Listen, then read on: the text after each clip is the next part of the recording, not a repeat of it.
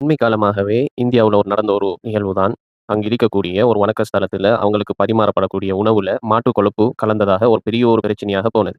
ஆனால் அந்த பிரச்சனை ஒரு மார்க்கம் சம்பந்தம், ஒரு மதம் சம்பந்தமான, அந்த மதத்தை பின்பற்றுபவர்கள் சம்பந்தமான ஒரு மிகப்பெரிய ஒரு பிரச்சனை. ஆனால் அந்த பிரச்சனையை எங்கள்ல பல பேர் அத ஒரு நக்கலாக எடுத்து, அத ஒரு ஒரு ஜோக்காக, ஒரு சிரிப்பூட்டக்கூடிய ஒரு நிகழ்வுகளாக எடுத்து, அத நாங்க சமூக வலைதளங்கள்ல பேசி எழுதுவது, அது அந்த மதத்தை பின்பற்றுபவங்களுக்கு மிகப்பெரிய ஒரு உள்ளத்தில ஒரு கவலையை உண்டு பண்ணக்கூடியதாக இருக்கும். அதனால நபிகள் நாயகம் ஸல்லல்லாஹு அலைஹி வஸல்லம் அவங்க கூறினாங்க, "ஒரு மனிதர் ஆகிரத்தை கொண்டு, அல்லாஹ்வை கொண்டு ஈமான் கொண்டிருந்தால், அவர் நலவை கூறட்டும். அவர் பேசுற பேச்சு நலவாக இருக்கட்டும், அல்லது அமைதி காக்கட்டும்." ஏனென்று சொன்னால், ஒரு மனிதன் பேசுவதாக இருந்தால், அந்த பேச்சு மத்த மக்களுடைய உள்ளத்தை குளிரக்கூடியதாக இருக்கணுமே தவிர, மத்த மக்களுடைய உள்ளத்தில கவலையை உண்டு பண்ணக்கூடிய பேச்சாக இருந்துவிடக் கூடாது.